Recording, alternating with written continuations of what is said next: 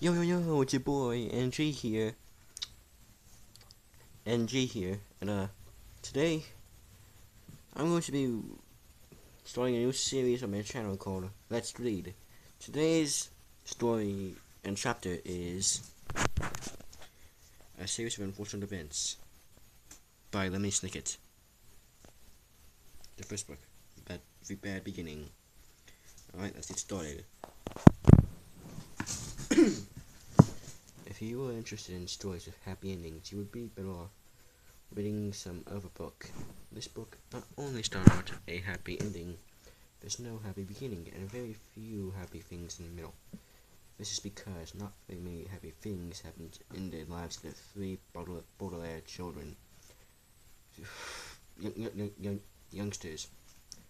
Violet, Klaus, and Sonny Baudelaire were intelligent children, and they were charming and resourceful, and had pleasant facial features. But they were extremely unlucky. Almost everything that happened to them was fight misfortune, misery, and despair. I'm sorry to tell you this, but this is how our story goes. This misfortune began one day at Briny Beach. The three Baudelaire children lived with their parents in an enormous mansion at the heart of a dirty and busy city, and occasionally their parents gave them permission to take a rickety trolley. For rickety, you probably know means unsteady or likely to kill rats. Alone into the seashore where they would spend the day as a sort of vacation as long as they were home for dinner. This morning was grey and cloudy. It shouldn't bother the Baudelaire youngsters one bit. When of course it was impossible to find a good place to lay one's blanket. On grey and cloudy days, the Baudelaires had the beach to themselves to do what they liked. Violet Baudelaire, the eldest, liked to skip rocks. Like most 14-year-olds, she was right-handed with the rocks skipped rather across the murky water. When Violet used her right hand, Demi used her left hand, she skipped the rock. She was looking out at the horizon, thinking about an invention she wanted to build. Anyone who knew her well could tell she was thinking hard, because her long hair was tied up in ribbons to keep it out of her eyes.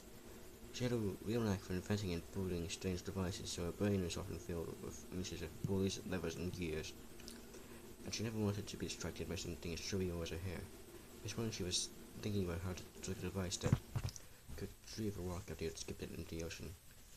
Klaus Baudelaire, her middle child and an only boy, liked to examine creatures in tadpoles.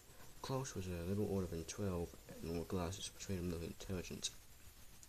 He was intelligent.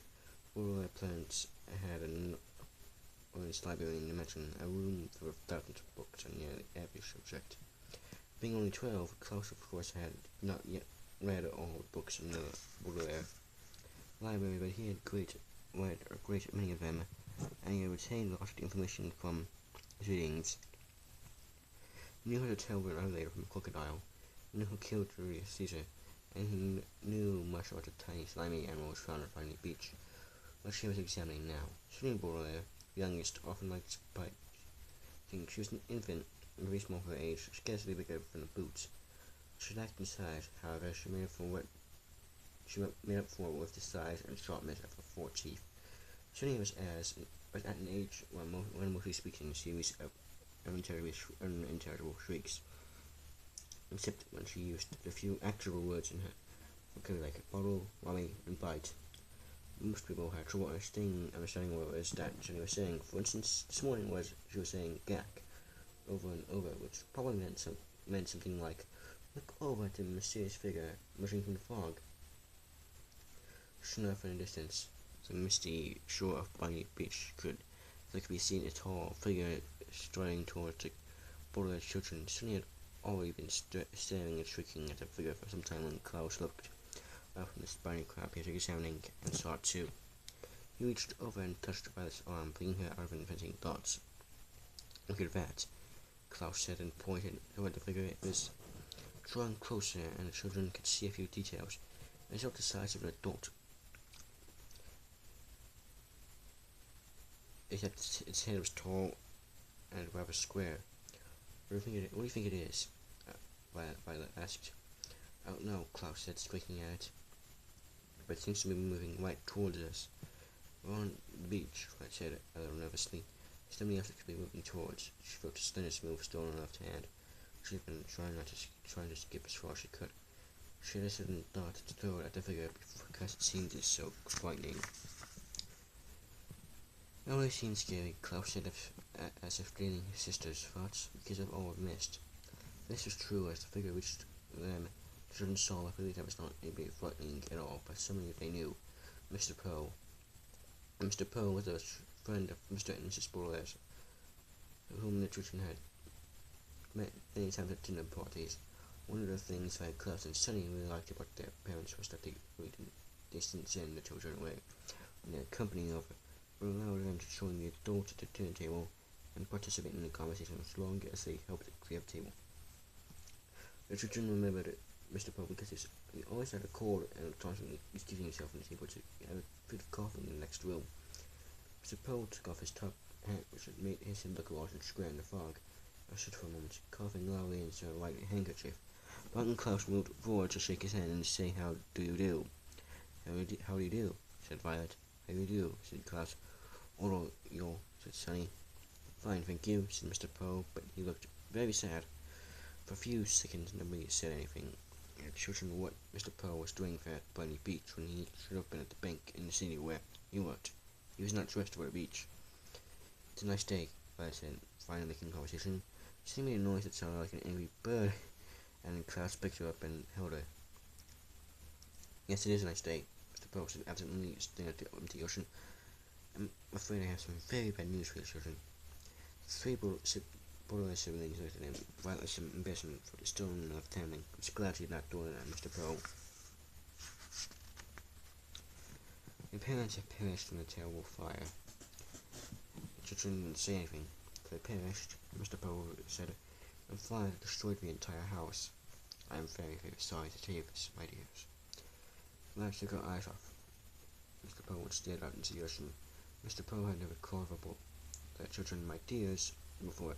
She understood what he was saying, but thought he must be joking, playing a terrible joke on her and her brother and sister. Perished, Mr. Poe said, it means killed. We know what the word perished means, Klaus said crossly. He didn't know what the word perished meant, but he was still having trouble understanding exactly what words Mr. Poe had said. It seemed to him that Mr. Poe was somehow misspoken. The fire department arrived, of course, Mr. Poe said, but they were too late. The entire house was engulfed in fire. It burned to the ground. Klaus pictured all the books in the library, blowing up the fence. Now he'd never read all of them. Mr. Poe called it several times into his handkerchief before continuing. I sent to retrieve you here and to take you from my home. You stay for some time until we figure things out. I'm the executor of your parents' estate. The minister will be handling their enormous fortune over the children will go. When it comes of age, the fortune will be yours, but the penny will take charge of it until you're old enough. Although he said he was the executor, and felt like Mr. Poe was the executioner. As we walked down the beach with him and changed their lives forever. Come with me, Mr. Poe said, and hand out $5 in order to take it. Violet had to drop the stone she was holding. Klaus took Violet's other hand, and Sunny took Klaus's other hand. In that manner, the three Baudelaire children and Baudelaire orphans now were led away from their children, the beach, and from their previous lives. And that is all for this time. I'll see you in part 2. Goodbye.